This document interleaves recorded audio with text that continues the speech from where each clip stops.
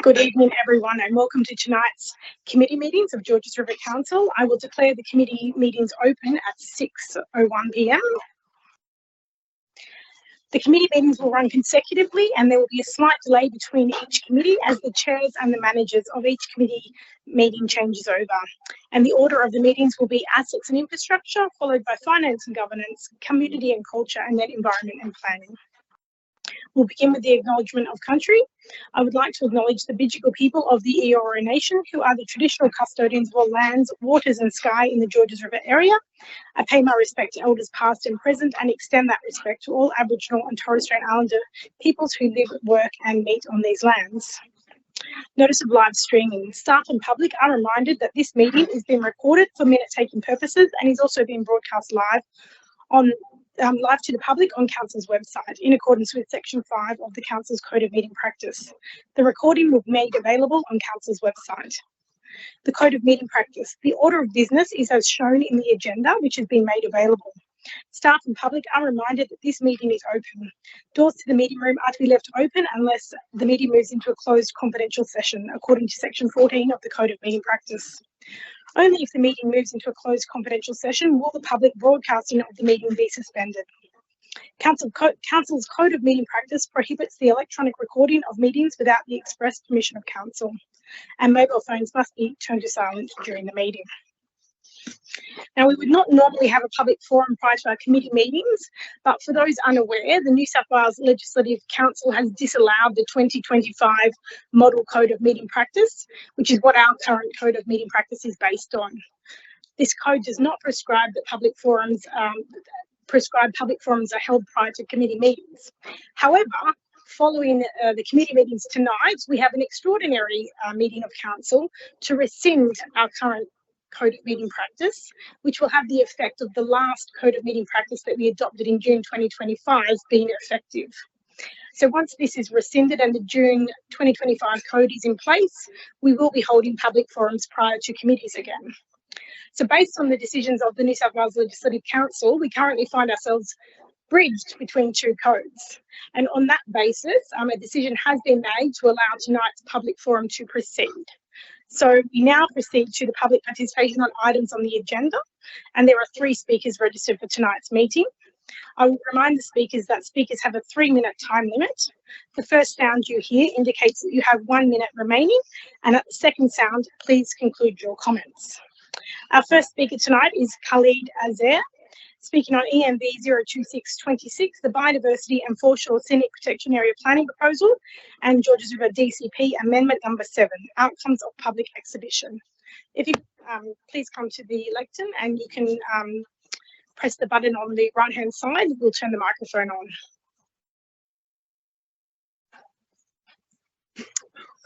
Good evening, councillors. My name is Khalid Azer. I have 14 years experience in local government, including 10 years with Hurstville City Council's Engineering Division and 4 years at director level. Thank you for the opportunity to speak on the Biodiversity Foreshore Scenic Protection Area Planning Proposal. I respectfully urge the committee not to adopt this report in its current form. I will make 3 concise points. First, legal inconsistency and risk. The report states that the planning proposal does not override, restrict or disable any state environmental planning policy. However, I've obtained legal advice from a highly respected local solicitor and barrister, someone who previously represented this council on complex matters, which I was directly involved in. That advice suggests the opposite, that this proposal may, in practice, restrict access to complying development certificates, CDCs. As you know, CDCs are key benefits of the CEP framework. If that pathway is effectively removed or constrained, it creates uncertainty, delays, and potential legal exposure. At the very best, this inconsistency warrants independent legal clarification before any decision is made. Second, integrity and representativeness of submissions. This report notes that 59% of submissions are categorized as support all, but this raises a critical question. Do these submissions genuinely come from impacted local residents? Many of us here received formal notifications because we were directly affected. It is essential that the voices influencing this decision reflect that the same local state. I respectfully request that the redacted address data of supporting submissions be reviewed and that Council confirm whether these submissions are predominantly local, non-local, or potentially coordinated. This is not about dismissing support. It is about ensuring transparency and protecting the integrity of the decision-making process. Third and last, loss of defining foreshore connection. Finally, I ask that our property be removed from the foreshore scenic protection area. Historically, our inclusion made sense because we had clear visual connection to the river. However, over the last 30 years, council trees planted in the reserve and adjoining road closure grown to a point where visual connection was lost. No longer exist. Properties along the Castle Street, from River Street to Downsend Street, have effectively lost any meaningful foreshore outlook. The original planning is not reasonable, not applies. Maintaining the classification of these circumstances is neither logical nor equitable. In closing, there's critical legal uncertainty that needs resolving. There are valid questions about the representatives of the submissions, and there are clear grounds for site-specific review and adjustment. For these three reasons, I respectfully ask the committee to defer or reject this report in its current form and undertake further review. Thank you for your time. Thank you, Mr. Azar. Our next speaker is Hui Lai on the same item, ENV 02626, the Biodiversity and Foreshore Scenic Protection Area Planning Proposal, and Georges River DCP Amendment number 7, Outcomes of Public Exhibition. You just want to press the button on the right? Yeah. My name is Hugh Lee, and I live on Castle Street. Thank you for the opportunity to speak to you about the Biodiversity and Foreshore Scenic Protection Area Planning Proposal. I urge the Council Committee to vote against the report. I'll talk to 3 points. I promise I will respect your time, so be concise and stay well within the allocated 3 minutes. I note that the author of the report states that the planning proposal does not override, restrict, or disable any state environmental planning policy. Legal advice is stating otherwise. This legal advice is from a respected local solicitor and barrister who used to look after council legal matters. In particular, we may lose access to the compliant development certificate, which is the main benefit of the SEPP. The report suggests that 59% of respondents are characterised as support all. Do those in the support come from the affected area? I refer to those people like us who receive notification about the proposal. Can we please have the redacted addresses of those in support reviewed to ensure transparency? The last thing we need is for our democracy unduly influenced by a big bot or an organised activism. I would finally press for our properties to be now removed from the foreshore scenic protection area. While we used to have good views of the water, the trees planted by council 3 decades ago in the reserves and the road closure behind us link Woodlands Road and Cougaru Street. Tree growth made our stretch of properties on Castle Street from River Street to Townsend Street loses its visual connection to the river and the foreshore, which was the reason we were affected in the first place. Thank you for your time tonight. Thank you, Mr. Lai. Our next speaker is Konstantin Economou, and they are speaking remotely on the same item, ENV 02626, Biodiversity and Foreshore Scenic Protection Area Planning Proposal, and Georges River DCP Amendment number 7, Outcomes of Public Exhibition. Hello, Konstantin Economou, are you on the line there? Yes, I am. Thank you. This is Mayor Elise Borg. You are connected to the committee meeting of council remotely. You have 3 minutes to speak on the item on the Biodiversity and Foreshore Planning Proposal. If you could please proceed and address the meeting. Thank you. I make this submission in response to the proposed Biodiversity and Foreshore Scenic Protection Area Planning Proposal and Georges River DCP Amendment number 7, particularly the biodiversity corridor mapping and the proposed vegetation controls, including the 40-metre buffer areas. I support Council's goal of protecting biodiversity and improving wildlife habitat and connectivity. However, I'm concerned that there appears to be a mismatch between the way the biodiversity corridors have been identified and the vegetation controls that are proposed to apply to properties within those corridors and the extended 40-metre buffer areas. From the information provided, it appears that the biodiversity controls were mapped using existing tree canopy cover. This canopy includes both native and non-native trees.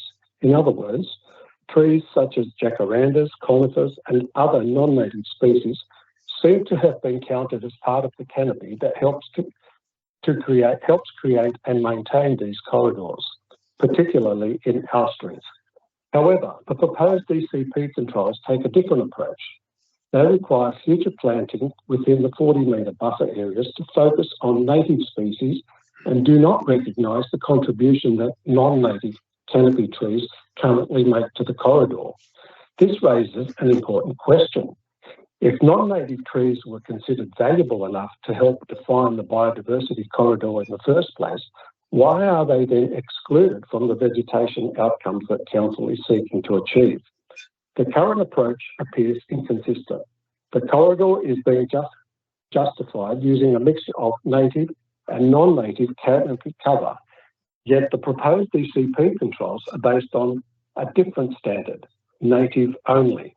In order to be consistent, Council should either exclude non-Indigenous canopy trees from diversity corridor definition if Indigenous composition is the controlling ecological principle, which is the prevailing rationale, or revise proposed planting controls to reflect the mixed species canopy condition where structural connectivity is the governing ecological objective. I therefore request that Council review and clearly explain the ecological methodology used to map the biodiversity corridors and justify the proposed buffer controls.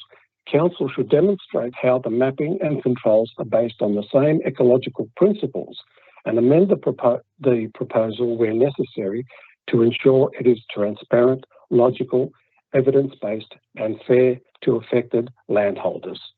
I propose and request Council to review the extent of the biodiversity corridor and limit it to only native trees. Thank you. Thank you, Mr. Economou. That concludes the public forum, and we will now commence our committees, and I will hand over to Councillor Moore, the Chair of the Assets and Infrastructure Committee.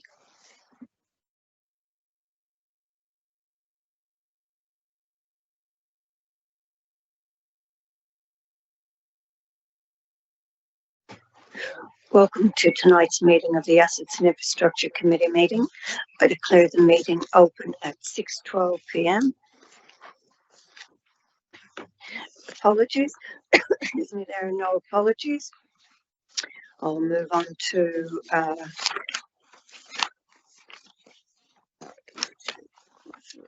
disclosures of interest. Do any councillors have any disclosures to declare? If not, we'll move on to confirmation of the minutes of the previous meeting, ASS 022-26. A call for a mover. Moved by, start a couple of, okay.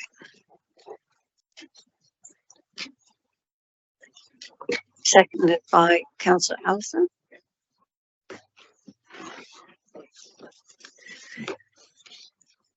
Do any councillors have any questions? If not, I will call for a vote. All in favour say aye. Against, I declare the motion carried.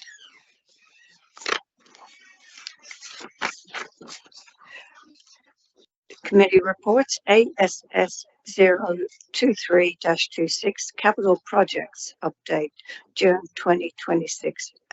We have a report, a call for a mover. And Councillor Jameson,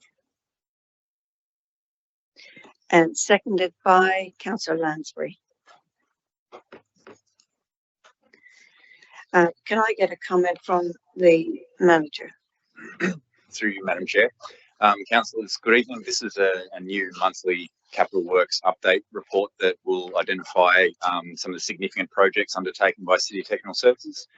We execute roughly 70–80% of the Capital Works program, so I thought this was a good opportunity to provide some updates on a monthly basis of the work that we're executing. This will provide information on significant projects based on cost of over $1 million or community engagement significance in terms of what we've heard as part of the process. So this is something you'll receive on a monthly basis, and you'll be able to observe the progress as we execute projects. So obviously going into July, we'll have the 26-7 financial year, but a lot of these projects, as you can see, are multi-year projects, so we'll continue to update as we progress those. Councillors, do you have any questions? If not, I will call for a vote. All in favour say aye. Against? I declare the motion carried. Next we have ASS 024-26 Gifford Park Sporting and Public Amenities, Community Engagement, and report by the, I call for a mover, Councillor Jameson, and seconded by Councillor Liu.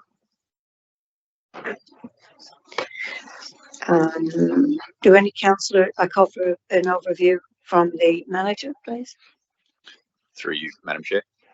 This is an update on the progression of the Gifford Park Sporting and Public Amenity design process. So we've executed the concept design, which was undertaken with a lot of and recommendation and analysis of the site.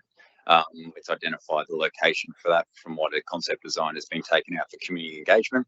So this report provides the information received during the community consultation process and looks to endorse the progression of this project to detailed design. Do any councillors have questions? Councillor Jameson. Yeah, I've been involved with the Gifford Park on multiple occasions, and it's quite there's a few issues that have come out, and I think they've come out with the comments as well. So initially I had many complaints about having the shipping containers there, but now I'm just seeing opposite to that. We're getting quite a mixed view of comments, and I think seems to be confusion with in regards to whether it's the park they're using this as comments, and I just think that it might be worth spending some time just talking to the people that put submissions in if they're on the right track, because I also didn't notice any from Football St George to make sure that and even the football clubs to say that this is something that they wanted. I guess that's more of a comment, but in light of that, I think if you could change the recommendation to deferring it to the council meeting with a hope that we can actually catch up with or the staff can catch up or work out a way of just making sure that we cover the issue that's relevant to this, and if we have to cover some other issues through community culture in regards to the use of the park, that they're treated as separate issues. That's okay. Are there any other questions?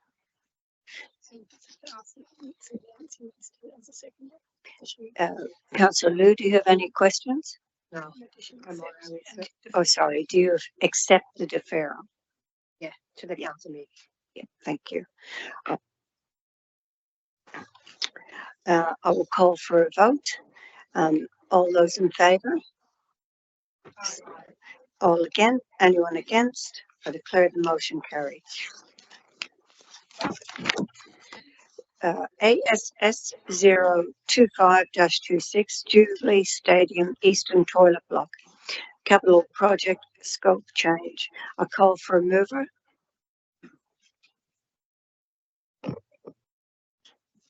Councillor Dmowski. And seconded by Councillor Lance Allison.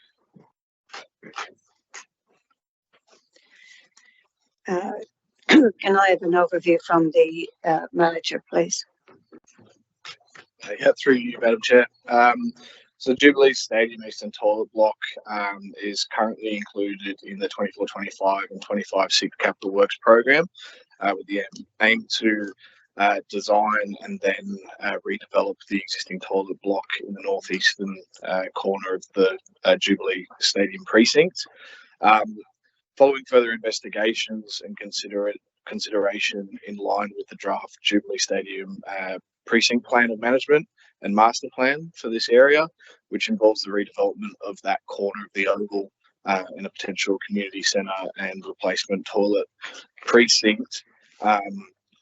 it effectively seems futile to knock down a toilet block and expend kind of a large capital expense in building a new piece of infrastructure that may be removed after a few years in the future when we wouldn't get full value for money. So this proposal is to change the scope of that project to utilise the existing footprint of the existing building, the existing floors, slab and walls, and then effectively do an uplift of the existing toilet block with a new roof and new facilities, and also add in a facility that would be accessible by disabled patrons, as well as baby change facilities.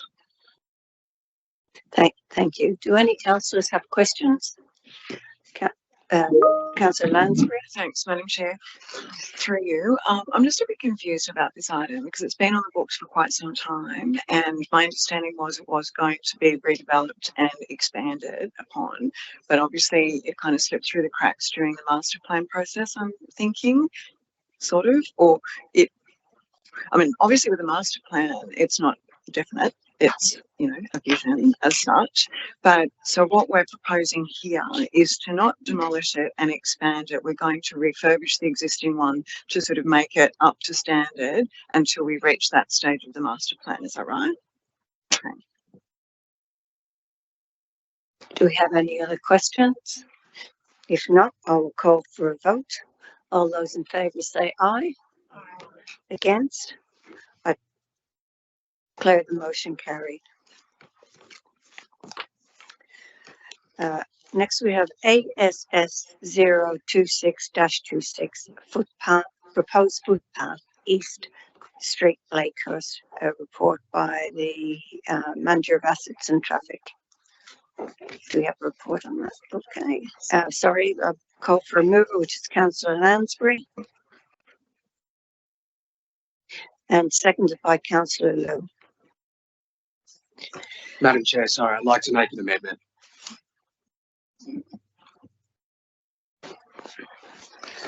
Thanks, Madam Chair. Looking at the council recommendation, I'd like to remove Part C and amend Part B to read that council proceed with community consultation on the proposal to construct a footpath in East Street, Blakehurst at this time.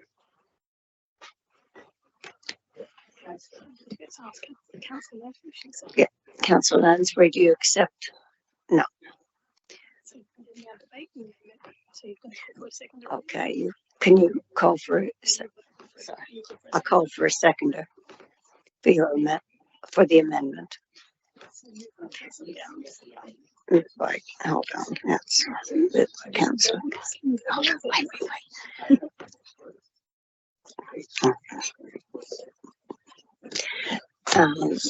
A second by Arthur. Okay, so yeah, Councillor Gow, would you like to speak to your amendment?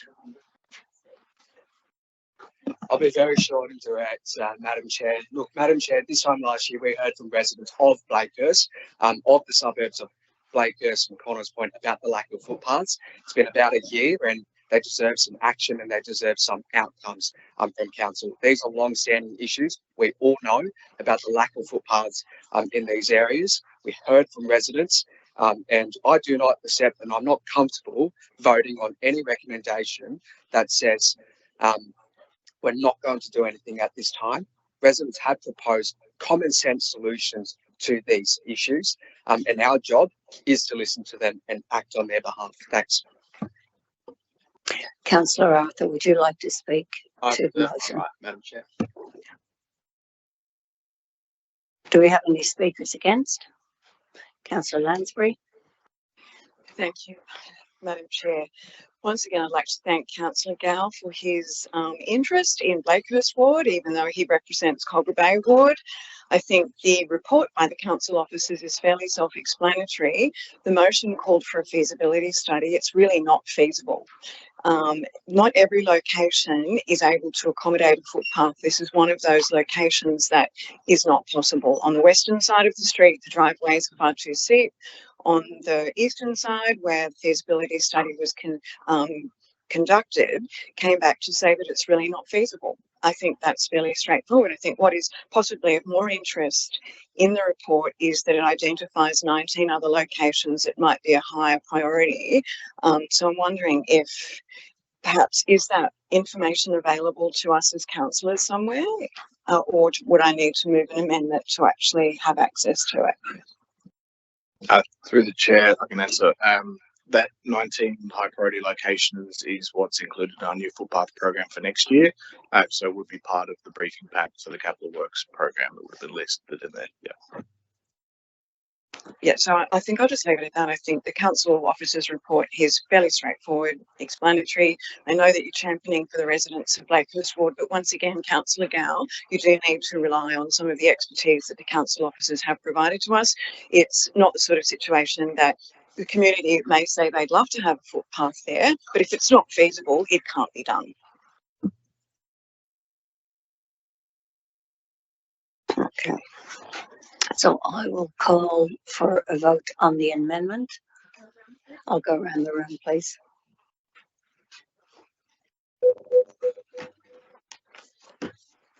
Madam Mayor, your vote, please.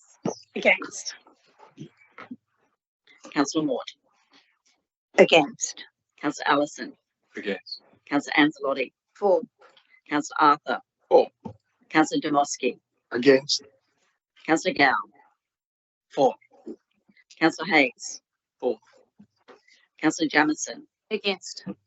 Councillor Lansbury, Against. Councillor Liu, Against. Councillor Marnie, Against. Councillor Pun. For. Deputy Mayor. Yeah. Councillor Wang. For. That's 9 votes against and 6 votes for.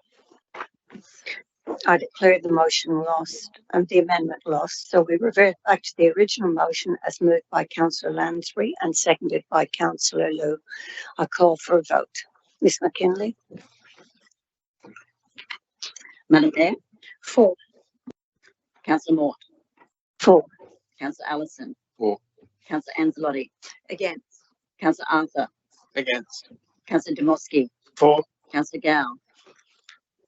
Against. Councillor Hayes. Against. Councillor Jamison. For. Councillor Lansbury. For. Councillor Liu. For. Councillor Marnie. For. Councillor Pun. Against. Mr Deputy Mayor. For. Councillor Wang. Against. That's 9 votes for and 6 votes against. I declare the amendment lost. You know, Sorry, I declare the motion is carried. Thank you. So we'll move on to our next one, which is additional lighting, ASS 027-26, additional lighting, Hub and Park basketball courts. Can we have a report by the manager of assets and traffic? I'll move. Oh, sorry, I'll call for a mover. Happy to move that. That will be moved by Councillor Demoski. Seconded by Councillor Marnie. Do any councillors have any questions? If not, I will call for a vote. All those in favour say aye. Against? I declare the motion carried. Next we have ASS 028-26 closed circuit television CCTV operations policy adoption. And I call for a mover. I have a mover, Councillor Marnie. Seconded by Councillor Liu. Can we have a report? Do we have any comments from the chair, from the manager? Through the chair. Good evening, councillors. This policy was endorsed to go on public exhibition in February 2026 council meeting. The exhibition period went through March and April this year and received 104 views on the Your Say webpage, but we received 0 submissions for or against the policy as submitted.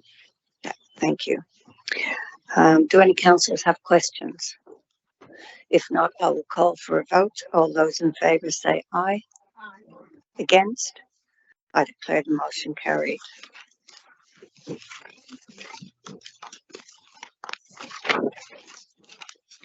Next we have ASS 029-26 budget allocation for place-based strategy implementation for FY 2026-27. And I'll call for a mover, Councillor Jameson,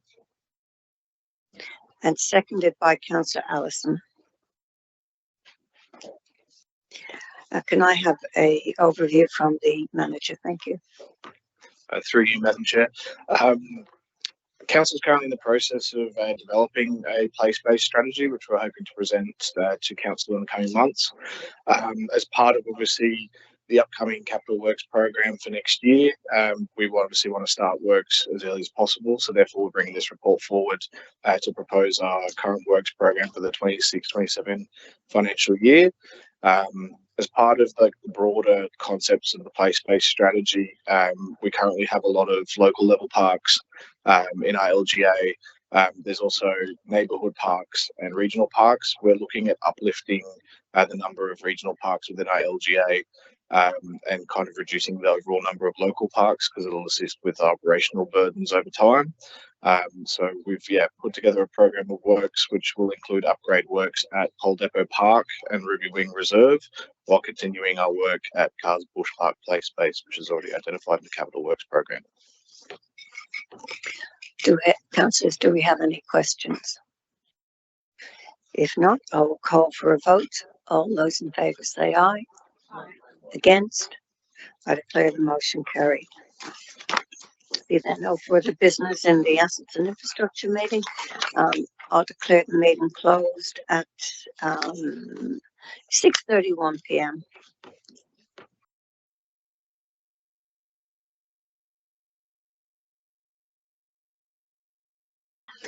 Welcome to tonight's meeting with the Finance and Governance Committee meeting. There were no apologies. Oh, no, we don't have any apologies. There were no requests to attend via audio or visual link. Do any councillors have any interest to declare? Okay, if we go to FIN 02326, confirmation of the minutes of the Finance and Governance Committee meeting held on 11th of May 2026. Can I have a mover, Councillor Marnie, and a seconder, Councillor, who was it, Demosky? All those in favour say aye. Any against? I declare the motion carried. FIN 02426 investment report as at 30th of April 2026. Can I call for a mover and a seconder? Councillor Mort, seconded by Councillor Liu. Any questions? I'll put it to the vote. All those in favour say aye. Aye. Any against? I declare the motion carried. FIN 025-26 Audit Risk and Improvement Committee minutes of meetings held 5th of March 2026, confirmed in 28th of May 2026, unconfirmed. Can I call for a mover, Councillor Marnie, and a seconder, Councillor Mort? Any questions? Thanks, Madam Chair. Just a couple of questions on the audit report. Firstly, AUD 02826 Enterprise Risk Management. Will this form a budget bid for the coming financial year? Say that again, sorry, Councillor. Yeah, it said in the report, taken on notice and will be answered out of session via the CAE emailing members. I was just wondering whether it missed out on last year's financial year budget bid, and I just want to know if it's going to be included in the coming year's financial, coming year's budget. Okay, sorry, Councillor Money, can you tell us which page? We're just trying to find it. It's 02826 in the audit reports. The March or the It's towards the back, I think, remember? March Have or got it May, open. March or May report. There's two. Yeah, but that's page 44. Page 44.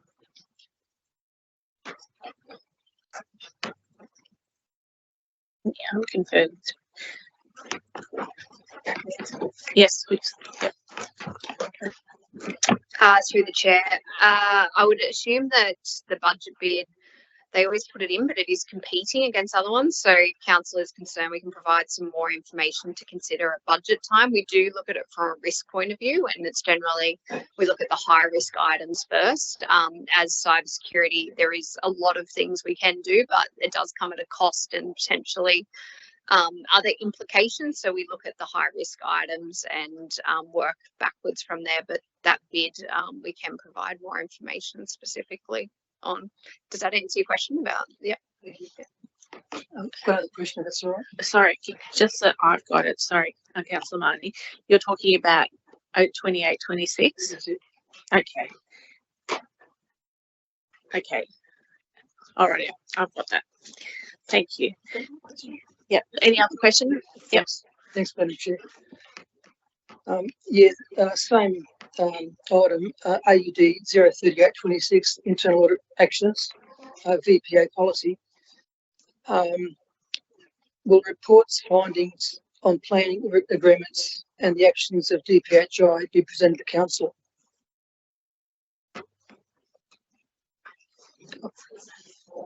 Yes, further down. 3626? 03826. Okay. Okay. Internal audit actions. Voluntary planning agreement policy, including ICAC operations, galley recommendation report. Got it. Thank you.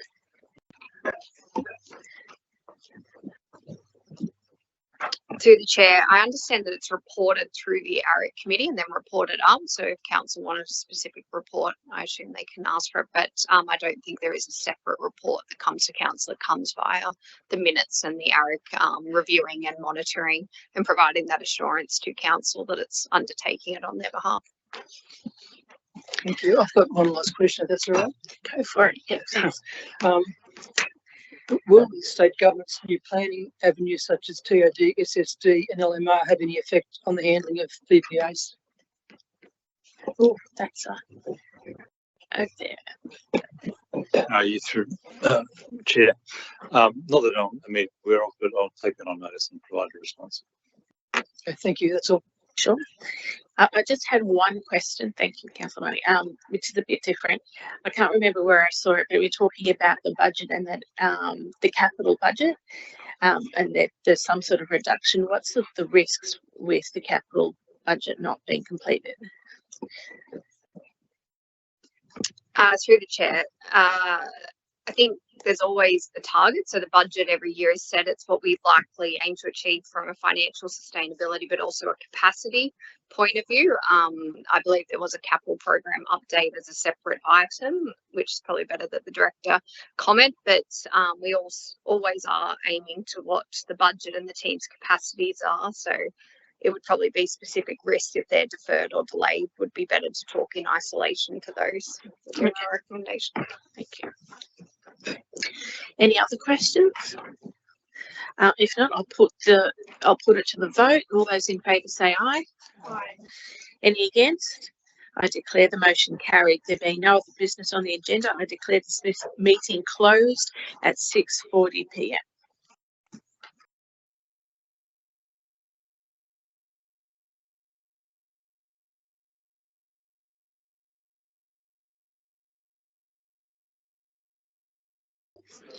Good evening, everyone, and welcome to the Community and Culture Committee meeting of Tuesday, the 9th of June, 2026. We'll declare the meeting open at 6:42 p.m. Now, we've received one apology from Councillor Gow. I think that's the only apology that we have. So I'll just call for a mover for that, please. Okay, that's Councillor Arthur, and a seconder. Councillor Hayes. Okay, we'll move to accept his apologies and grant him a leave of absence. All those in favour, please say aye. Aye. Anyone against? Okay, we'll declare that one carried. Our next item is audio visual link. We have no requests to attend via that. Disclosures of interest. Do any councillors have any interests to declare tonight? Okay, I'll take that as a no. Our first item to deal with then is confirmation of minutes of the Community and Culture Committee held on the 11th of May 2026. Sorry, that was COM 020-26. And I'm calling for a mover and a seconder. It's going to be moved by Councillor Liu and seconded by Councillor Marnie. Councillors, are there any questions on the minutes? No? Okay, well then we will move that. All those in favour, please say aye. Anyone against? Okay, declare that one carried. The first committee report is COM 021-26, Disability Inclusion Action Plan 2026-2030 for adoption. And I'll just call for a mover and a seconder before we go for a report. So can someone please move it? We've got moving by Councillor Jamieson and it's being seconded by Councillor Mort. And we are now going to go to our Manager of Community Impact, Ms. Estelle Mark, and she will provide us with an overview of this report. Ms. Mark, thank you. Thank you, Madam Chair. Good evening, councillors. So this report is recommends council adoption of the Disability Inclusion Action Plan 2026-2030. So as you might recall, there has been very strong engagement in the development of the plan with over 130 people involved in co-design and consultation.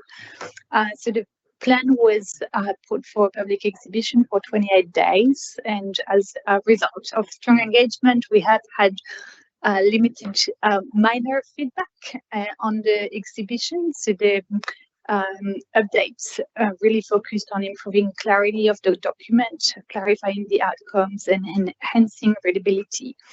So with that, the plan meets our legislative obligations and supports greater inclusion and participation across the community. So we recommend that we adopt the Disability Inclusion Action Plan and proceed with submission to the Department of Communities and Justice at the end of June.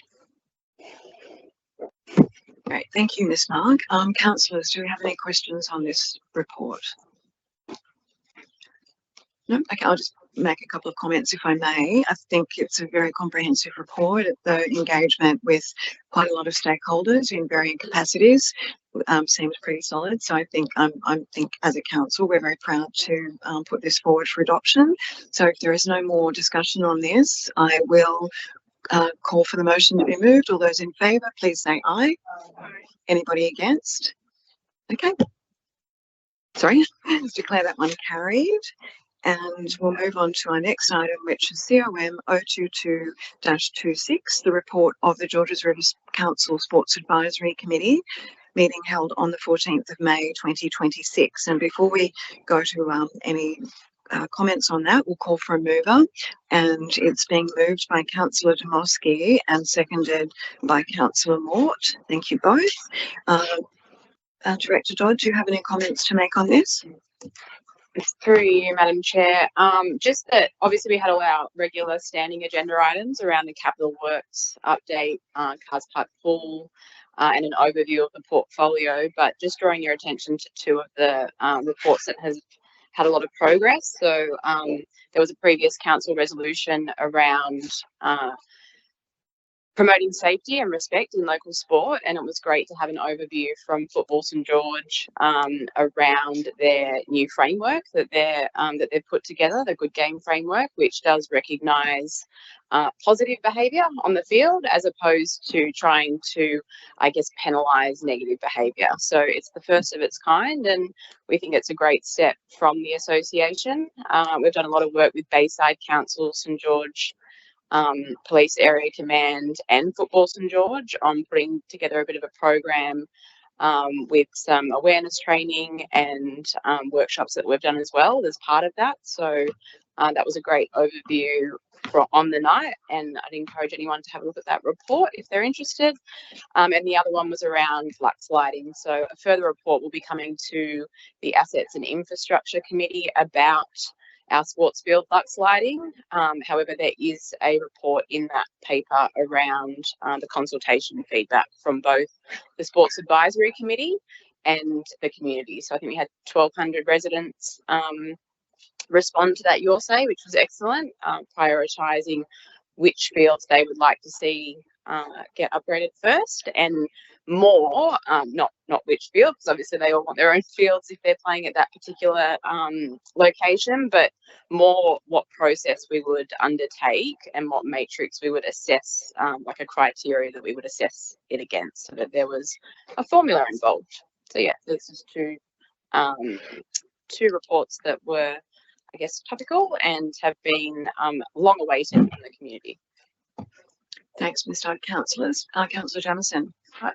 I just had a question. If you could just, are you able to share what the priorities were that the Sports Committee outlined for that matrix? Like, what did they assess? Sorry to test you. If you're able to share that. Yeah, I can pull that up in the actual report itself. They had to prioritise whether it was they wanted to see was it about higher number of individual participants, or was it more about the last time that the field had been upgraded, or was it about how many codes could benefit from that field being upgraded, or was it about the lowest lux level that needed to be done first? So they had to assess which ones. Are you saying which scores it did come out? No, I think that's fine. You're basically saying these are all the different ways that you can prioritize it, and they provided their input, and you'll provide a future report to us suggesting those results, the best way that we prioritize. Yeah, but it was that they were the four main topics. Thank you both. Councillor Jamieson. Yes, that was my question, and I guess in light of what happened at Gifford Park, do all the football clubs understand it, or how do you know? Would you happen to know how that's presented, or if there isn't enough time to have presented it to the other club? Through you, Madam Chair. Sorry, you're saying, so there was a Sports Advisory Committee workshop, and then separate to that, we had a Your Say out, and there was QR codes at every public amenity block around the local government area for 28 days, and there was feedback from each of those locations. So from the residents and the clubs themselves. So there was a mixture of feedback, but there's strong representation across all fields. Yeah. And sorry, did the broader consultation also ask the community to rank what they felt, or was that only in the workshop with the priority? Okay, thanks. Sorry, I think through the chair, asking the director. So when do we expect this report to be finalised and released? Next month, I believe. Yeah, in the Assets and Infrastructure Committee. Okay. Yeah. Thank you. Thank you. Councillors, any further questions? I think it's worth sort of noting that the format of the current Sports Advisory Committee, I think, is working really well. Having the workshops prior to the actual meeting with the various members from different clubs gives them the opportunity to really engage in a less formal setting, and they're sort of meeting everybody from the other sports and sort of perhaps building better relationships too. So yeah, I think it's working really well. And as councillors would be aware, the committee itself meets quarterly, so there's enough time for council officers to probably take on board what feedback you get from these workshops prior and sort of act on them. So I think it's working really well. So if there's no further questions, it's been moved by Councillor Dmowski and seconded by Councillor Mort. I'll put it to the vote. All those in favour, please say aye. Aye. Anybody against? Okay, we'll declare that one carried.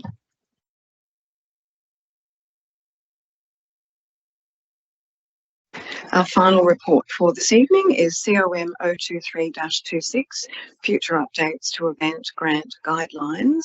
And I'll call for a mover and a seconder. So it's going to be moved by Councillor Jamieson and seconded by, is that Councillor Dmowski?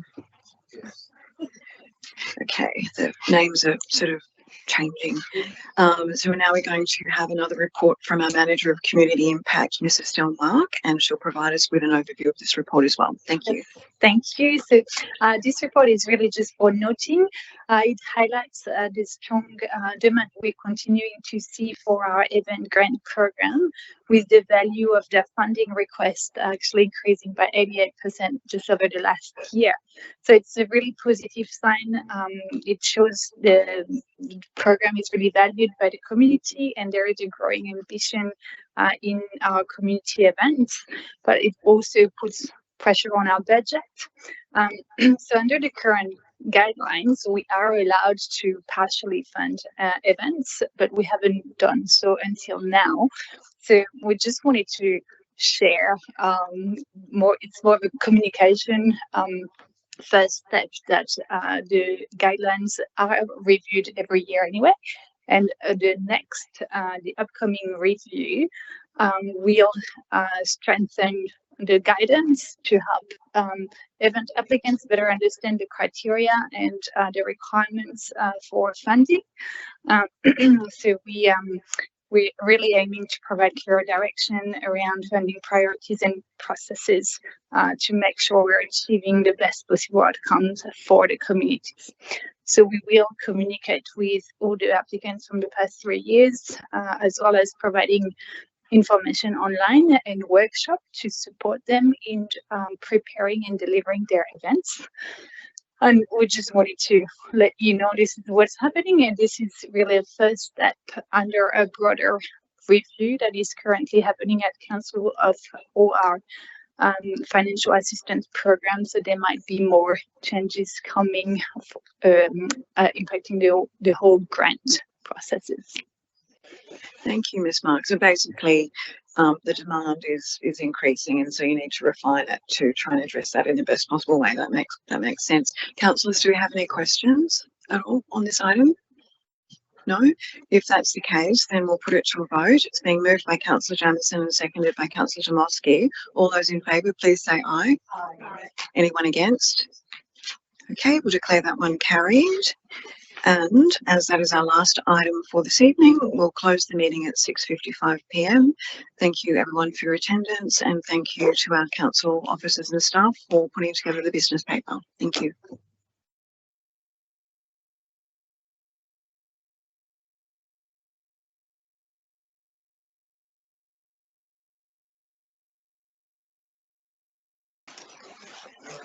Welcome to tonight's meeting of the Environment and Planning Committee.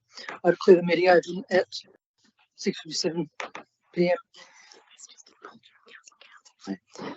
We have one apology from Councillor Gow. Can I please have a motion to accept the apology and grant leave of absence? Councillor Hayes. By Councillor Arthur. Thank you. I'll put that to a vote. All those in favour, please say aye. Aye. Anyone against? I'll declare that motion carried. Thank you.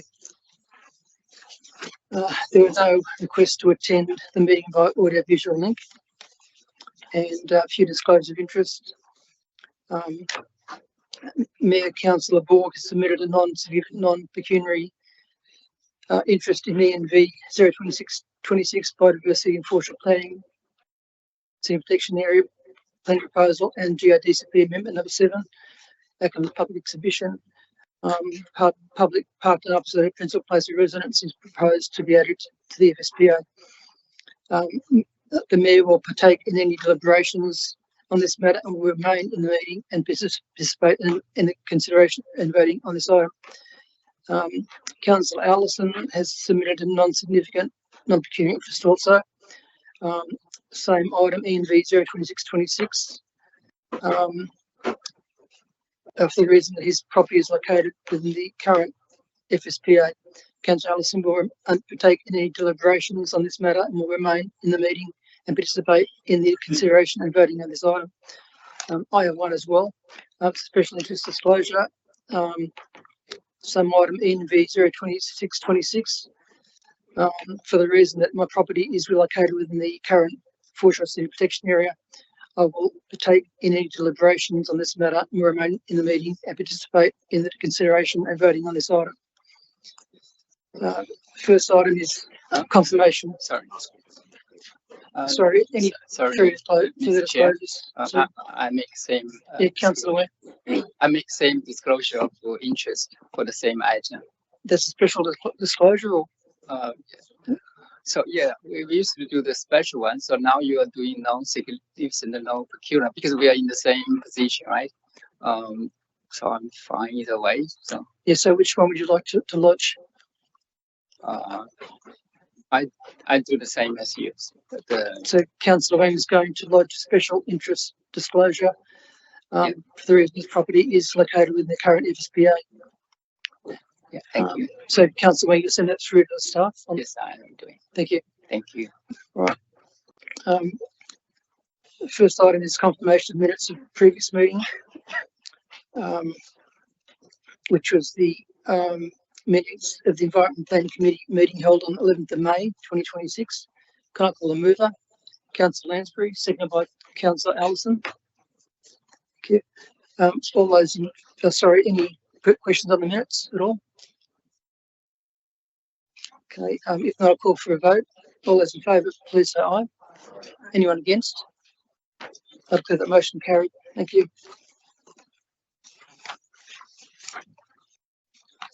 First committee report is ENV 02126 0 litre to Georges River progress update report, June 2026. Can I call for a move and second, please? Councillor Dmowski, Councillor Allison. Thank you. And before we move to any discussion, Mr. Spooner, his Manager, Environment, Health and Regulatory Services, is going to give us an overview. Thank you. Thank you, Mr. Chair. This is the third in the series of these reports which Council has been provided in the lead up to 2030. There's been a number of key issues that we've identified throughout the year, although it is very difficult to quantify the amount of litter that actually does go into the Georges River. And this is more an update on the programs and processes we've followed to try and prevent that. The report talks about the number of various government agencies that are involved in maintaining certain components of the Georges River, and the key aspects of those programs have been highlighted in the report. And for those keen members of the council who may have picked up, this is the first time we've actually taken out the bulk of the information and put it as an appendice. So the actual report is just a summary of those key things. And one of the more unique things that has happened was a bit of a trial with the CSIRO, was trying to identify waste that floats down the river using camera technology to detect, to give us a bit of an idea about the quantity that actually is flowing out of the river at certain times, and look at the various types of materials and then look at the best ways in which we can prevent those. But look, we're progressing, we're getting funding, we're putting in measures, and it's a continuation of that aspirational goal for zero litter to the Georges River by 2030. Thank you, Mr. Chair. Mr. Spooner, do any councillors have any questions or comments? I have a question. Just through you to the manager, just on that, where the report mentions the robots or the AI, whatever you want to call it, that's in the river. At this point, is it only tracking, counting the amount of rubbish? Do you think we're going to evolve, or it's going to be able to do anything to collect it? Through the chair, that's an excellent question, but at this point in time, we're only tracking and identifying and hopefully using that data to provide options for prevention. But look, it depends on the scientists how far they can advance this technology. But we're keen and we're excited to be part of that program. So thank you for the question. Are there any other questions or comments from councillors? Okay, in that case, I'll put it to a vote. All those in favour, please say aye. Aye. Anybody against? Thank you. I declare that carried.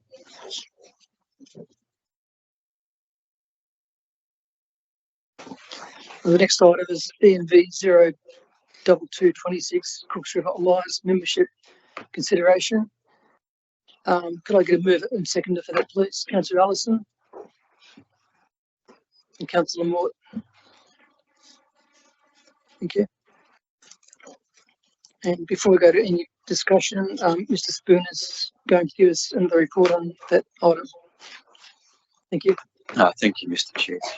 This was a request for a report from Council from earlier in the year to look at the feasibility and costs associated with joining the Cooks River Alliance. And look, on the face of that, that's a reasonable question, considering that just under 20% of the LGA is within the Cooks River catchment. Upon further investigation, it was identified that the former Hurstville Council was a member of the Cooks River Alliance from 2011 to 2016, and at the time of amalgamation, it was decided not to continue that membership because there was two key issues. One was that there was a draft plan of management that hadn't yet been finalised, and also the legal entity of that organisation hadn't been confirmed as it's still operating under its host council, and to our knowledge, it continues to do so. When you look at the benefits that were identified through that process for the proposed funding of $56,000 per annum, it wasn't considered that presented value for money, as most of those functions that were identified or benefits that were identified from the Cooks River Alliance can be achieved through Council's current programs. In essence, it's a lot of money to spend for advocacy. The report talks about comparisons between the Cooks River Alliance and the Georges River, or the Riverkeeper program, where we are currently a member and have been for many years. It provides some comparison between how many member councils there are for each organisation and how many councils are actually members of that. And it also talks about the programs that the Georges Riverkeeper operates, which is 5 key programs, and we do get a material benefit through those programs. So the recommendation is that we don't proceed to join the Cooks River Alliance, and that we I guess reinforce our previous advice back in 2017 was that they probably need to get their plans of management and their legal entity sorted before we would reconsider them joining that organisation in the future. Thank you, Mr. Chair. Thanks, Mr. Spooner. Do any councillors have any questions or comments? Okay, I'll put that to a vote. All those in favour, please say aye. Aye. Anyone against? I declare that carried. Thank you. The next item is ENV 02326 Development Assessment Timeframes Ministerial Action Plan Finalisation. Can I call for a move and second, please? Councillor Jamieson, Councillor Lansbury. Thank you.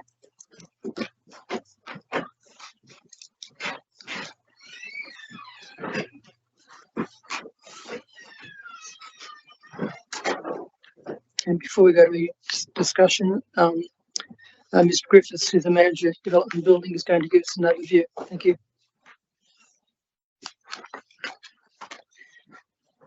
As you may recall, in March 2025, the Minister for Planning and Public Spaces wrote to Council regarding DA assessment timeframes, requiring Council to prepare a draft action plan to improve performance. In response, Council endorsed and submitted its action plan to the department last year in August. So just last month, the Minister finalised the action plan and wrote to Council directing that it be adopted in full. While waiting for the department to come back to us with the final action plan, our team, the Development and Building team, has delivered significant improvements in DA processing times over the last 12 months.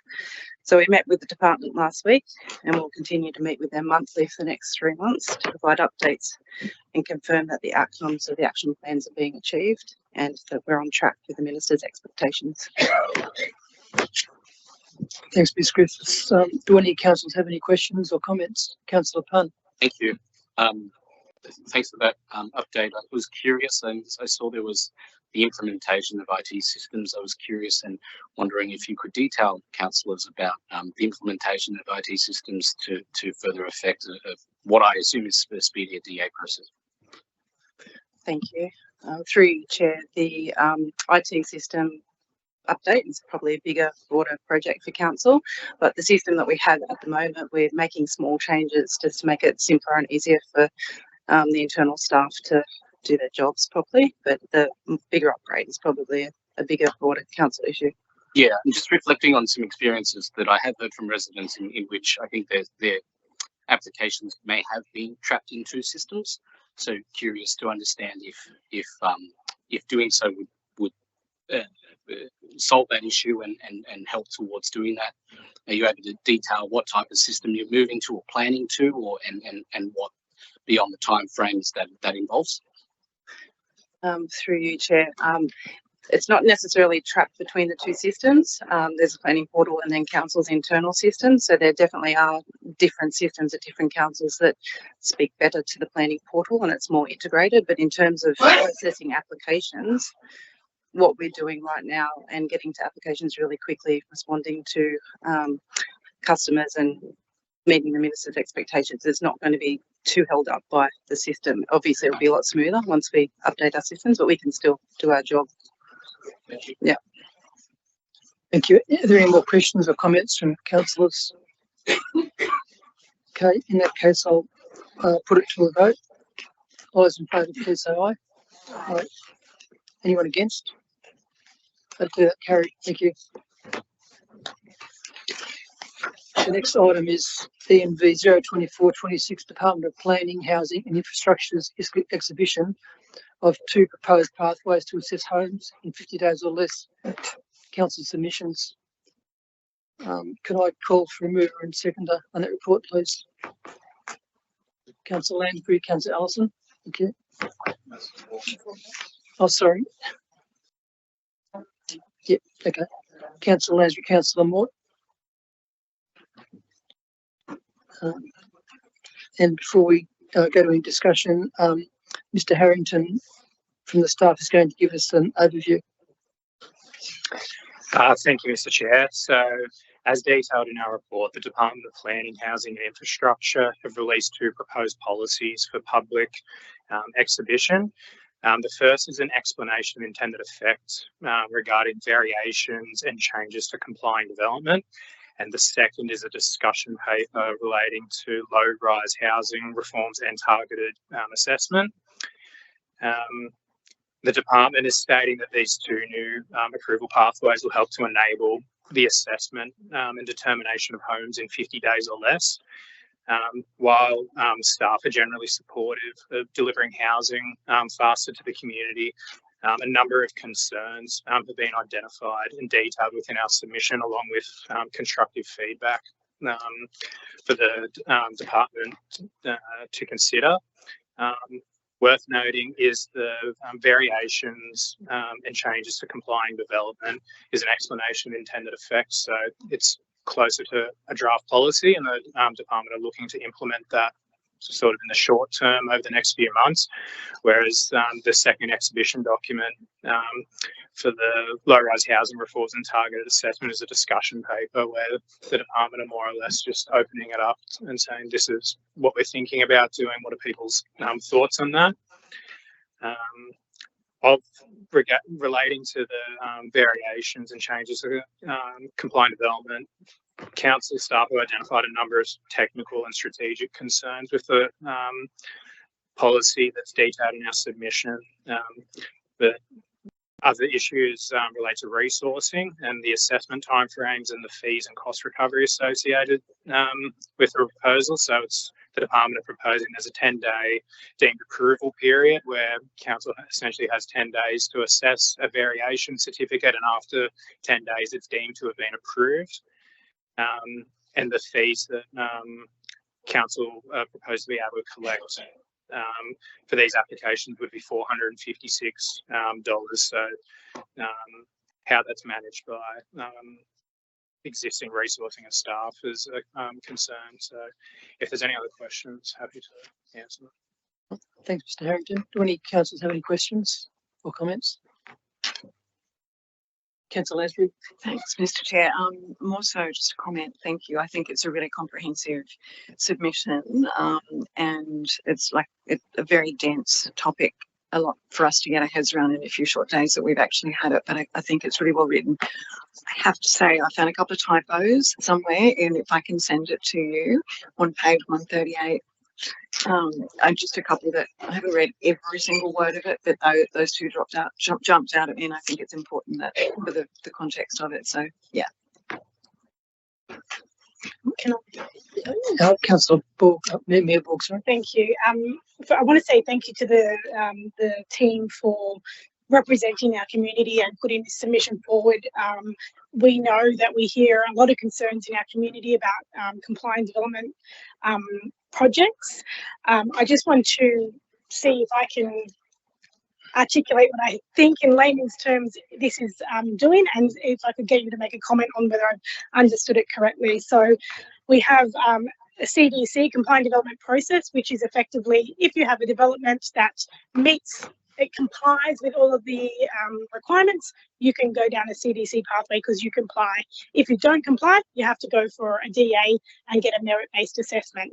So this is basically saying you can go and get your, you can get a CDC approval and because you comply, but then you can come to council and seek a variation of the complying approvals. So you no longer comply because you seek a variation.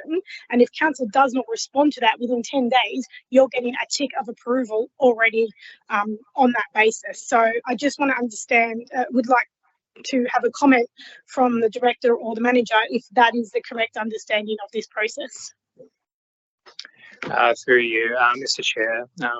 Yes, so essentially the process would be someone goes to a certifier, whether that be council or a private certifier, looking to do a complying development certificate with their plans. They can propose as part of that a variation. It's the Department of Planning are saying there'll be a set criteria that they can vary. It's not absolutely everything is open for variation. It's only set standards. There are, off the top of my head, I think it was around 20 to 30 standards they're looking at allowing to be open to variations. In that event, what will happen is the certifier will then refer the complying development certificate to council. Council will then have 10 days to assess and determine the variation request. If council doesn't respond within those 10 days and it's deemed that council has approved the variation request, whether council, in the event that council either approve a variation request or a response isn't received in 10 days, that then goes back to the certifier and the certifier can issue the CDC on that basis with the variation. In the event that council refuses the variation request, the CDC is returned to the certifier, and then the certifier either has to refuse the CDC or request amendments to the plans from the applicant to bring it into conformance with the compliant development standards without a variation proposed. And sorry, just a further question, because in your overview you talk about the resourcing issues. Obviously, what will the tangible impacts be on council receiving? Well, we don't know. I'm assuming there's going to be a lot of people who want to vary the rules by the amount that is allowed, because we know if we give people the option to have more, they will want more. So if council has a 10-day period to be able to receive, assess and respond, what impact is that going to have on our resources? Do we have resources to account for that? How's it going to affect the overall DA assessment team that we're also under pressure to reduce those numbers? So what tangible impacts is that going to have? Through you, Chair. We do have a team at the moment that can take that on, but the impact of that is not known yet because the amount of CDCs we have that come external CDCs, it could be up to around 500 that are approved by certifiers in 12-month period. So the amount of work that it takes for our team to look at that and the small amount of income that we're getting with each of those certificates, we're not sure of what the impact is at this current time.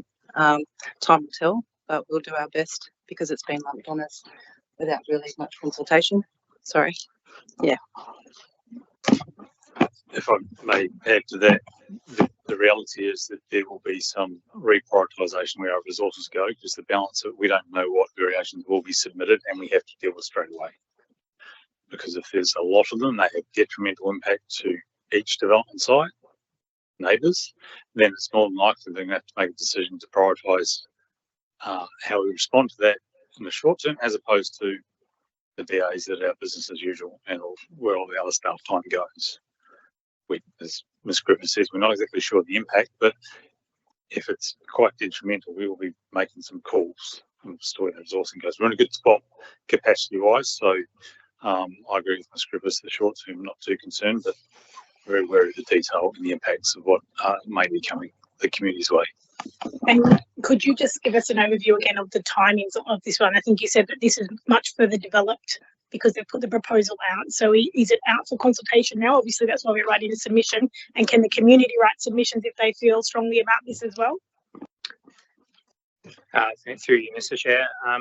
Yes, so it's out on public exhibition now, not just the council, to the local community as well. So members of the local community are more than able to put in submissions either for or against, just like any other public exhibition document.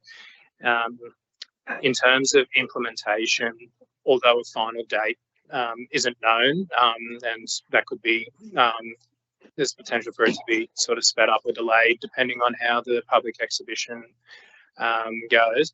We have had discussions with the department, and they're hoping to try and bring something in around October this year.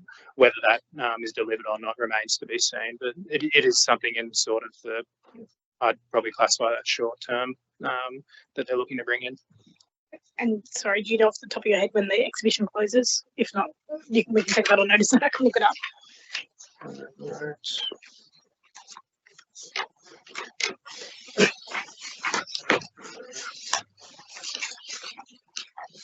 We'll have to take that on notice, but we can provide that date to you.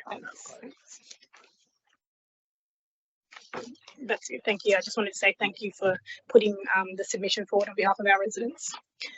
Can I just, yeah, thank you. Just to ask a question. So 10 days to approve a CDC that comes through for you guys.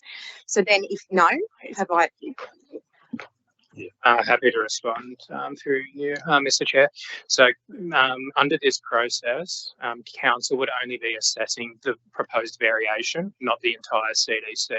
So the certifier, we use a house, for example. The certifier gets a CDC application for a house, and through that they're proposing to increase the building height by 0.5 metre above the maximum standard. The certifier will then refer that to council, and then we've got 10 days to determine if that 0.5 metre increase in building height is acceptable.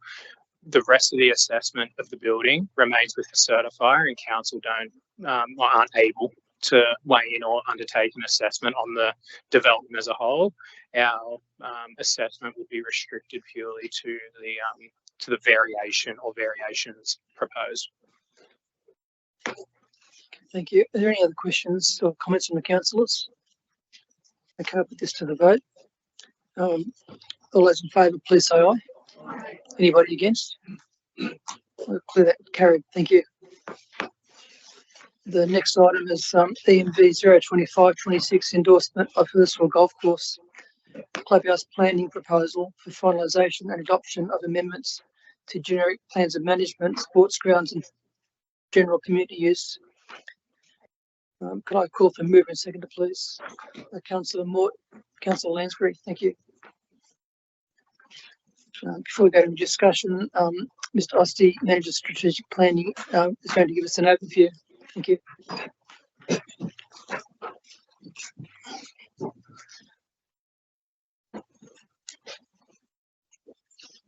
Thank you, through the chair. So this is coming back to council. It's already been to council before in draft form before we got gateway from the department. By way of reminder, it is for an additional permitted use on just the clubhouse component of the site in its entirety, obviously being quite large. It is just that additional permitted use for the function centre use. That's to enable this building, which has been constructed for a while now, to be able to, I suppose, perform the function it was intended to perform. Importantly, there's also, in tandem with this planning proposal, an amendment to the generic plan of management as well, to enable the general community use categorisation to apply to the site, to again enable this building to be used as a function centre, and to provide that broader community use and improve the functionality of council's assets. So it's been on public exhibition. We received a number of submissions. Those are all detailed in the report in front of you. There was some concern raised, noting the vast majority of the concern raised are more detailed DA issues that can be addressed specifically through the DA that will come once the planning proposal is in place. A development application can be conditioned, I suppose, with a number of different measures to ensure the concerns raised by the community are addressed, whether that's parking, noise, hours of operation, and just the general management of that facility and the use being proposed. So the recommendation before council is to support this planning proposal and the amendment to the generic plan of management as well. And then that will go to the department for a final decision and gazettal with the DA to follow down the track to actually enable the use going forward. Thank you. Do any councillors have any questions? Councillor Lansbury. Sorry, Councillor Watt.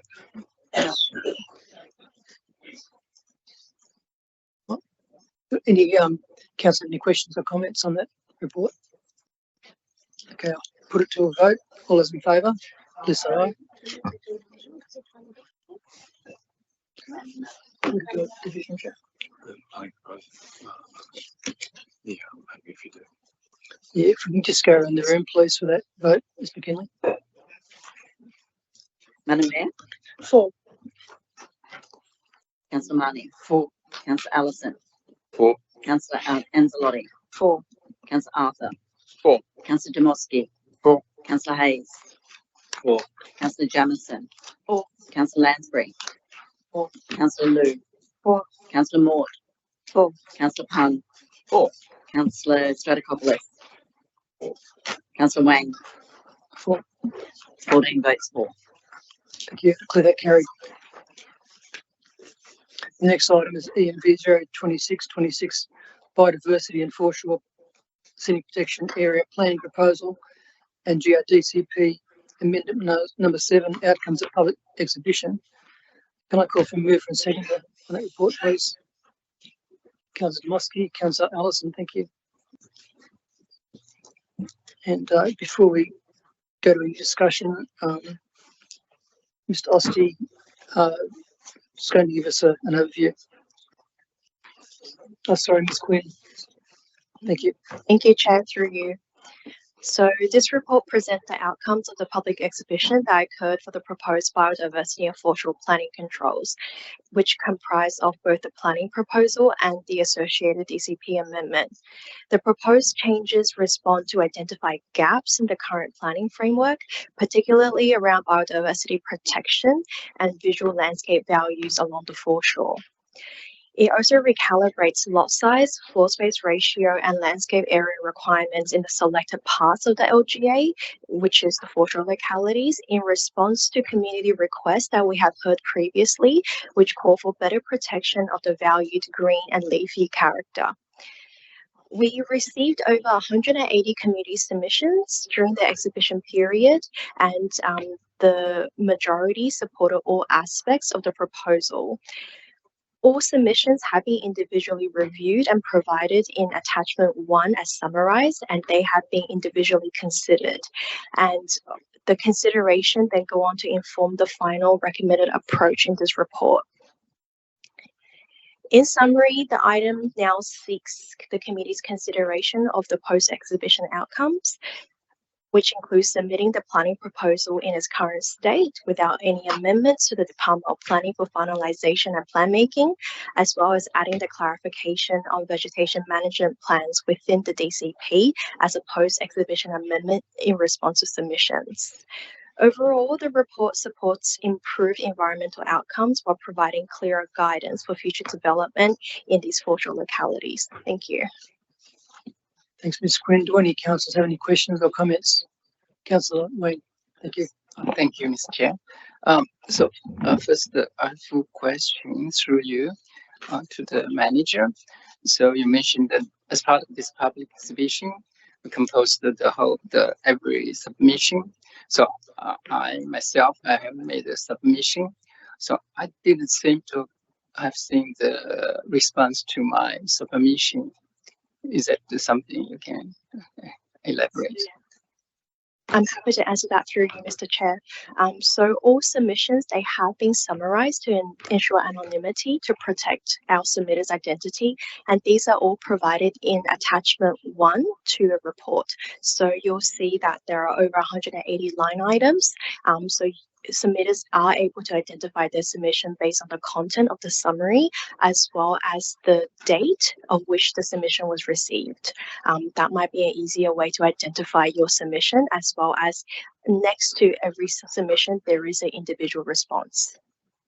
Okay, because I raised the question about the LMR, but I couldn't find even the keywords in the document. Maybe I missed something.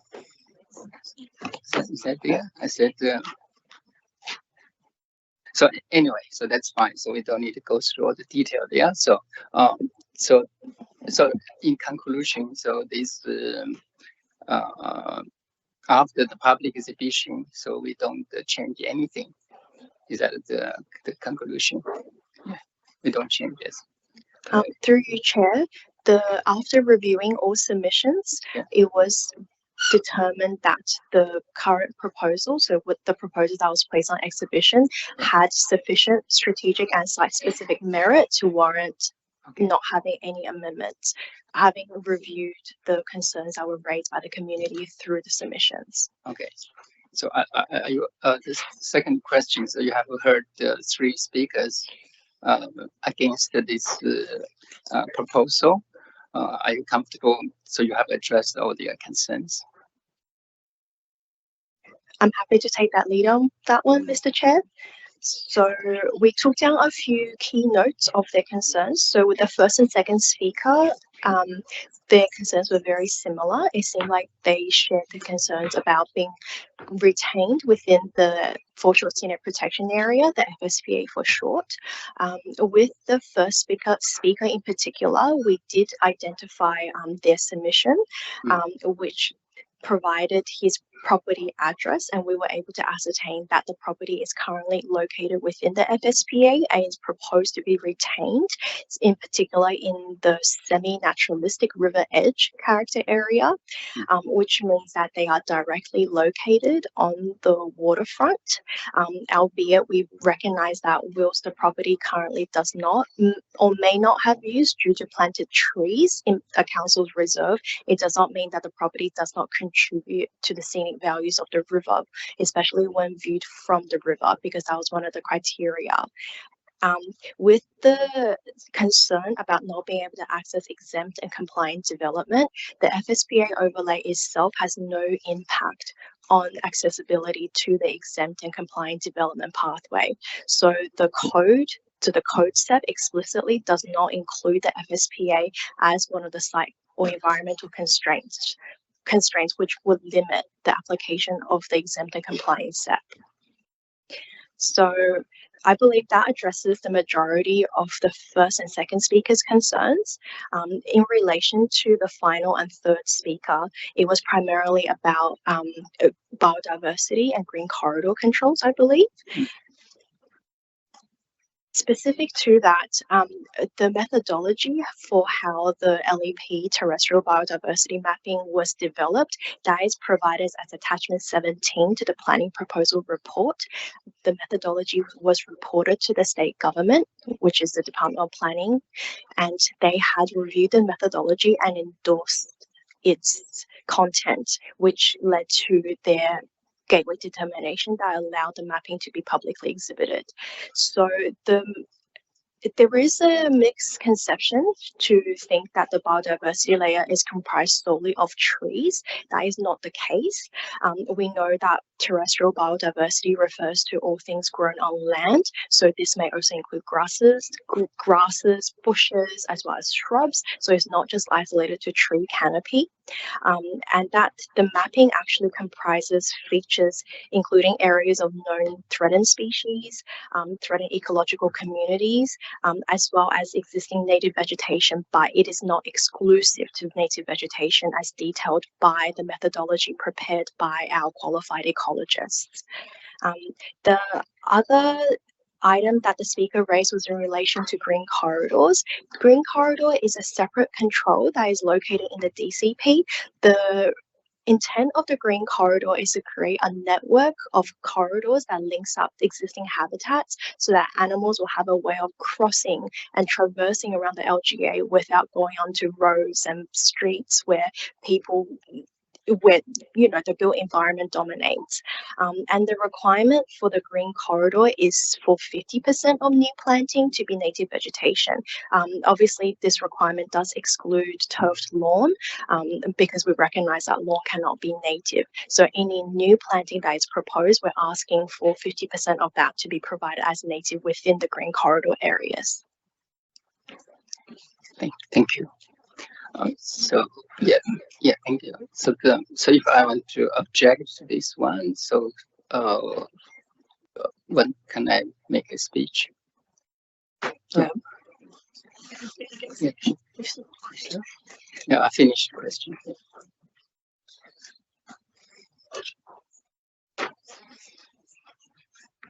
Yeah, Councillor Wayne, if you want to speak against the motion, you're more than welcome. So I object to this one. Should I get a second? Second for the no. I don't want to make. I want to vote down. Well, no. Yeah. Okay, would you like to go ahead and speak against it, or okay? What would you like to do? Sorry. Yeah, you're speaking against it. Okay, cool. Yes. Thank you. Yeah. Cool. Do you want to give your reasons? Thank you. Okay. Thank you. Yeah. So I object to this one consistently because it's a step backwards in the face of housing crisis, and it's a direct conflict contradiction with the MMR. So as you may know, I live in Oldley near the train station, and a part of the MMR just direct 800 meters close to the train station. You're allowed to some modest development like 4 stories. However, this area encroach into that LMR, so which causes that direct conflict with LMR. So I don't know how it's going to play out in the legislation, and definitely the spirit is just against the housing provision in our area. So that's fundamentally. So I think it's fundamentally backwards. So that's the first reason, and second reason is because there's one area which is already excluded from this area, but this plan suggests to retain the large size to 700 square meter for submission, 1,000 square meter for due occupation. So it's not part of the proposed protection area and still apply the same rule. I don't know even this is legal. Maybe this is the question I can ask the director. If it's not in the protection area, you apply the planning control. Maybe through you, Chair, maybe you can answer the question, is that legal? Through you, Chair. When the planning proposal, if councils have a mind to progress it, the legality will go through the Department of Planning's Parliamentary Council. Yeah. And they'll consider those concerns if it arises. Our working theory is that what we're putting forward is more than legal, and the absence of any legal advice being put to us to the contrary.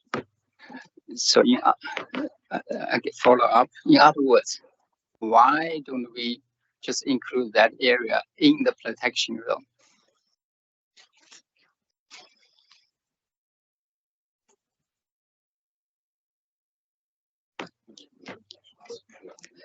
Through your chair, can I please clarify the question in relation to the protection zone? Which zone is that being referred to? Yeah. So okay. So this item 1, retaining existing large lot size requirement within the existing FSPA, existing one, but in the new one it's not there. I think it's in the area in Cockerell cover Bay Area. So you can recall. So there's one, maybe we can bring out the fact sheet. There's a map. There's one area. It's not in the new protection zone, but part of the proposal is to retain the increased requirement, treat it as the same as in the protection zone. Through Chair, sorry, Council, it's very hard to provide ad hoc planning advice without a more detailed set of information. So I have to take that one on notice, or alternatively, you're welcome to make a representation afterwards with more detail. Yeah, it's in my submission. Yeah. Anyway, okay. So let's just park that one. So the next one is to increase the core of this proposal is to increase the size from 450 square meters to 700 square meters for submission, and from 650 square meters to 1,000 square meters for dual occupation. This is the and have increased the FSR from increased to something reduced from a 0.7 or 0.6 to 0.5 to 1. So that's the gist of this proposal. So I strongly object this one because we don't have a environment disaster. We don't have a systematic development in this area. So from where I live, I hardly see any development for the past 10 years.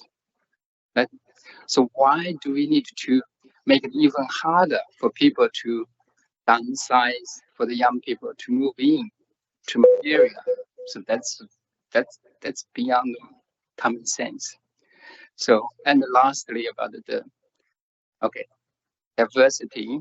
So the council's report specifically mentioned the conclusion that the risk to diversity is the weed, invasive weed, non-native weed. It's about the forum, about the animals, not because the lawn is not big enough. So it's not, it seems, and if you stop the housing near the train station, if the house, that means people need to drive because you have to live far further away from the train station. It will be detrimental to the environment. So categorically, so I reject. Councillor, your time's up. Thank you. Thank you. Do any other councillors have any questions, or any other councillors want to speak in favour of the motion? Councillor Jamieson, thank you. I think you've covered most of the questions. One of the questions I had was, I think I sent it, how do we, the process that we have in place, how does it ensure integrity of the submissions in the PP? Happy to answer that through you, Chair. For the purpose of this exhibition, we specifically asked for submitters to provide their full name, email, as well as a suburb that they are writing from. So our analysis have found that there were 12 suburbs in total, and 10 of the 12 suburbs where submitters wrote in from are located within our LGA. So we actually do not restrict community participation to particular areas because that will undermine the integrity of community participation overall.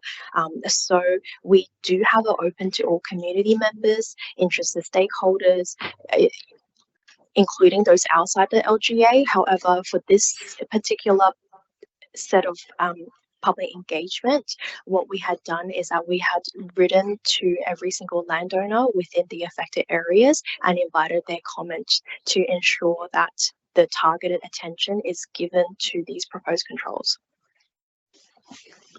Thanks. Councillor Jamieson. Sorry, I've got some more questions. So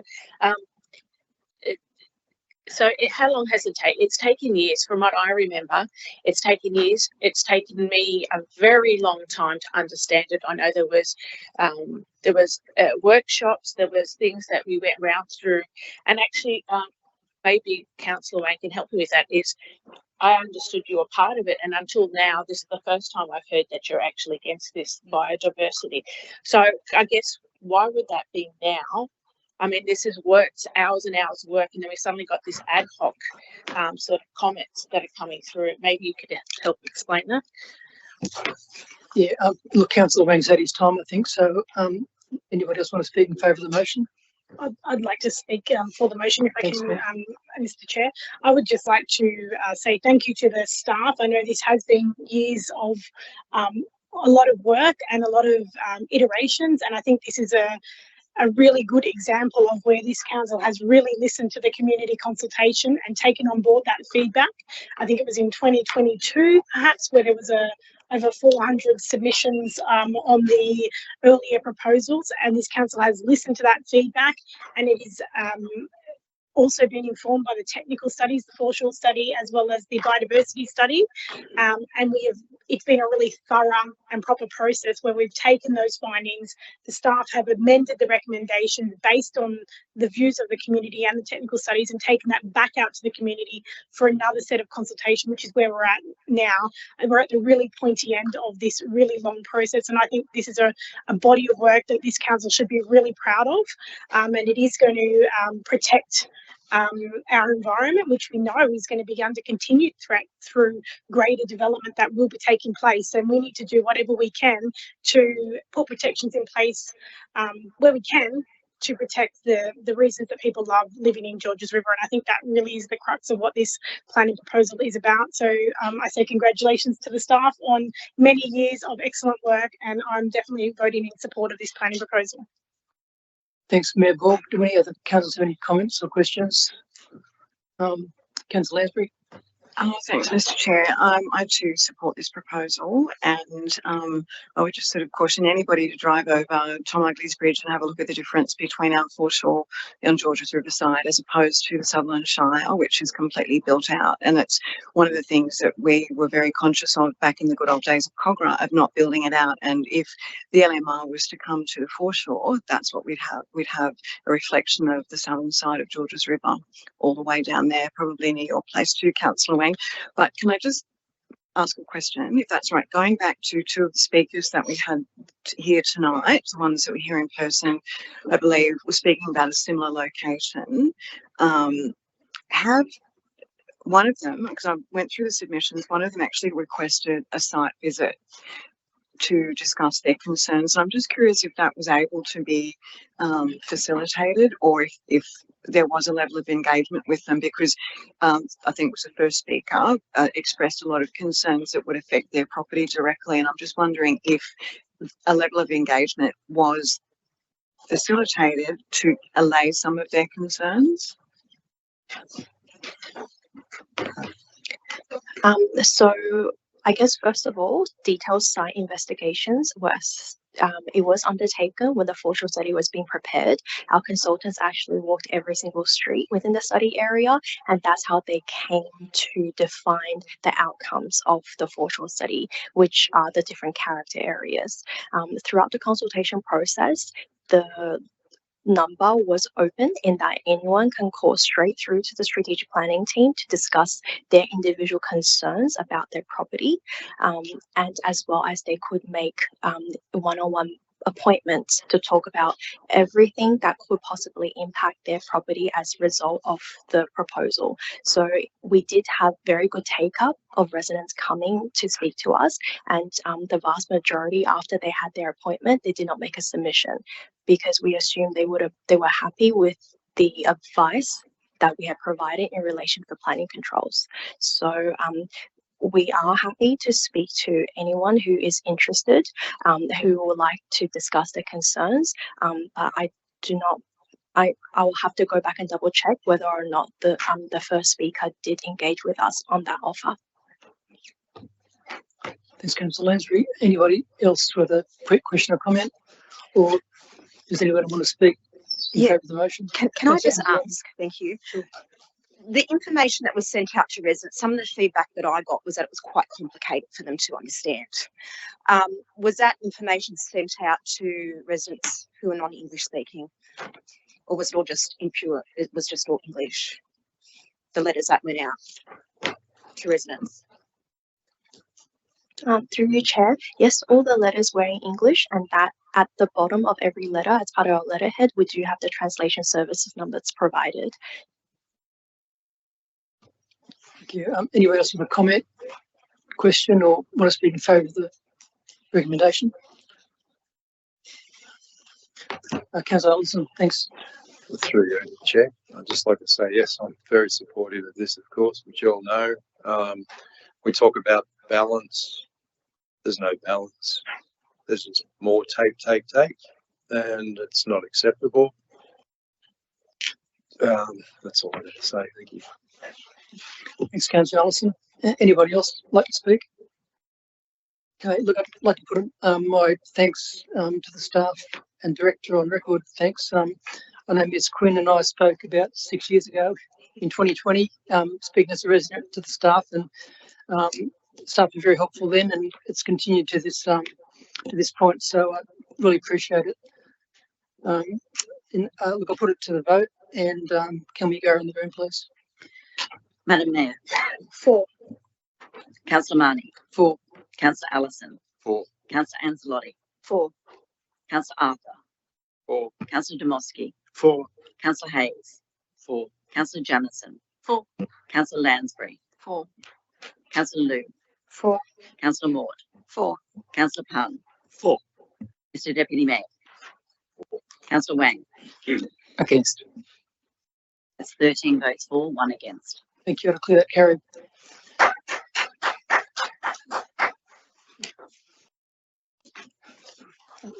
The last item is ENV 02726 George River Heritage Study Scoping Report. I'd like to, before we, let's sort of, I think, first call for a mover, a seconder, and please note that there are 3 options detailed by the staff in that recommendation. But before we go ahead, I'll get Mr. Osti, the strategic plan, to give us a overview. I'm happy to move that, Sorry, Mr. Chair, with the recommendation with in part A, there's 3 options provided. If we could proceed with option point 3, the council proceed with a thematic history review as the first stage of a broader heritage study by using existing budget allocations for 2026-27. So if I could please remove the recommendation with part A3. So part 1 and 2, I guess, would be removed. Yeah. And Councillor Demoski, you second? Yep. Okay, so we have a mover and seconder, moved by Mayor Borg, seconded by Councillor Demoski. Before we go any further discussion, I'll ask the Mr. Osti to give us an overview. Thanks. Thank you, through the chair. So in February this year, council resolved to endorse the commencement of a broader heritage study and request that we come back with scope, methodology, timeframes and resourcing required to do such a study. So that's the report that's in front of you. In terms of that scope, it's broken up into a few key components in order for us to do this properly and in a robust manner. The first is to review and update the thematic history for Georges River as a whole. It hasn't been done in the former Kogarah side for a very long time, and even really for the former Hurstville side either in recent time. I think 2013 was the last time that thematic history was reviewed. So that would be the first step to establish, I suppose, the key themes and priorities that would inform every other part of this project going forward. From there, it would be review the existing heritage items of the former Kogarah LGA. There has been a relatively recent review of the former Hurstville LGA, but those Kogarah items haven't been reviewed in a very long time.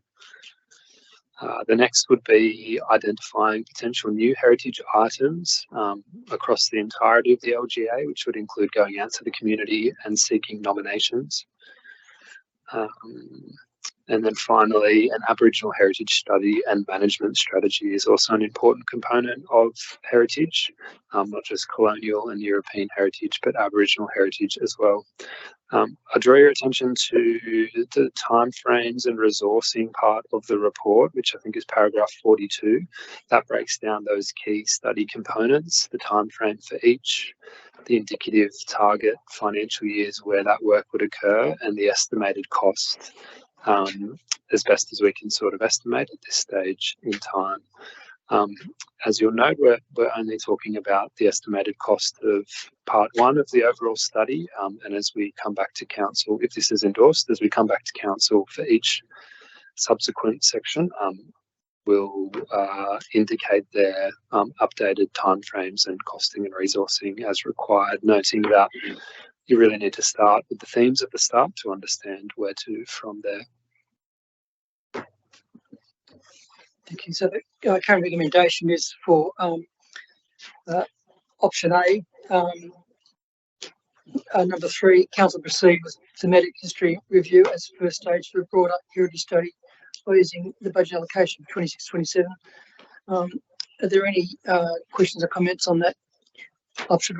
I just have a question Councillor, through sorry, to the manager. If you could just provide, for people who don't understand, like me, what a thematic history is. Like, what does that look like? I have no idea. Obviously, it's a big piece of work. Could you just explain a little bit about what a thematic history does? Yeah, sure. So through the chair, I mean, full disclosure, I'm no heritage expert myself. However, heritage is often contested and subjective in terms of what heritage should be protected and acknowledged and what perhaps shouldn't. And importantly for our LGA, what is significant to our LGA will be vastly different to neighbouring councils or different cities entirely. So what we need to do is really clearly establish the themes and the principles that then inform how we decide what should be protected under our planning instruments and what doesn't need to be protected. That's sort of as much detail as I can go into without being a heritage consultant. Thanks. Do any other councillors have questions or comments? Councillor Anzalotti. Yeah, thank you. So when you're talking about the study and going out and identifying, are you talking about particular landmarks, houses, or are you talking about whole specific streets that could get zoned as heritage? So residents are living in these streets, unbeknownst to them that they could possibly have a heritage order put on their properties? Yeah, sure. Through the chair. At this stage, you'll notice the wording in the report, it's really focusing on items, not heritage conservation areas. That's not to say definitely no way we won't expand or suggest new heritage conservation areas, but that isn't really our focus at this stage. What we're really looking at is specific items. The reason I really stress the need for that thematic study at the start is that helps us, I guess, analyse and weed out suggestions that don't align with that thematic study when we do get potentially a very significant amount of heritage items suggested by the community, whether they own that land or it's their neighbours or, heaven forbid, one of their enemies, who knows. We will have themes to analyse those submissions and be able to then determine what should and shouldn't be a new heritage item. And importantly, part B as well is looking at our current heritage items. Do they need to still be there? Have there been things that have taken place in the former Kogarah LGA that mean those items no longer should be listed in the LEP? So that's our approach at this stage. It's probably worth stressing as well, and it's detailed in the risk section of the report. In the current state government climate of housing crisis and planning reform, anything that puts the brakes on housing supply is looked at very critically by the state government. And so that's a key risk that we've detailed. From our perspective, this will not involve us wholesale heritage listing entire suburbs or streets or areas. What we're looking at is just making sure the items that we see as significant are up to date, because a lot has changed in the 10 or 20 years that has passed since the last time we've done this properly. to ensure that we are protecting heritage where it's important, but also not going over the top and just unnecessarily heritage listing lots and lots of stuff. Thank you. Are there any other questions or comments from the councillors? I would just like to speak in favour of the motion. I think we have an obligation as a council to be taking steps to be preserving our history and our heritage. I think the recent demolition of a property at Park Street, Carlton, opposite Jubilee Stadium, that many in the community felt had some heritage merit or heritage value, but it wasn't a heritage listed item. So we, once it had a CDC approved on it, we had no ability to do anything to save that. I think that is a good example of why this piece of work is important. If we don't support this, we're just basically saying this council doesn't care about heritage and history. We don't care about where we've come from. Housing supply is important, and this council acknowledges that and recognises that and supports that, but it shouldn't be at the expense of our heritage and our history, and there does have to be balance. And this piece of work is important for us to demonstrate that we also value our heritage and history. Thank you, Mabel. Councillor Ansley. It's just a lot of money. So looking at this, $630,000. Yeah, but we can't get footpaths, we can't get a toilet built, we can't, it's just a lot of money for reports. And I understand, like, I support what you're saying about heritage, but to sort of just, I'm not talking about big major developments. I'm talking about mums and dads' homes that they've had their whole entire life that they don't have heritage orders on, but we could possibly put heritage orders on them which prohibit them from, a nesting and their retirement. And also, I just think the implications are much broader and a lot more personal to people than just, I'm not talking about major developments here. I'm talking about what's intrinsic to people and their livelihood. Oh, sorry if I may respond to that. I understand and accept that, but the alternative is we don't value heritage and we don't do anything about it. So we have to set the criteria upon which we're going to assess heritage, which I think is what Mr. Osti has explained, is the thematic study is what are the things that we value about heritage, and then that's the criteria that we then assessing other things about. If we don't support this, we are sending a message that we don't value heritage. People who live in heritage homes generally love it. They really value the fact that it's a heritage item, and they spend a lot of money investing in preserving it. That's been my experience and observation. If you've bought a heritage home or you're living in one that warrants it, you generally love it, and it brings more value to your property. Thanks, Mayor Borg. Anyone else with a question or comment? Okay, thanks. I'll put this to the vote now.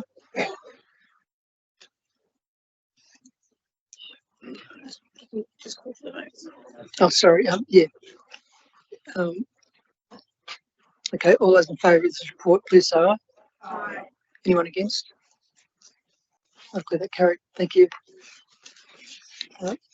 Time being 8:02 p.m. It's the last item of business, so I'll declare the meeting closed. Thanks, everyone. Thank you, Councillor Marnie. I will thank you everyone for attending the committees, and I will declare all of the committee meetings closed at 8:01 p.m.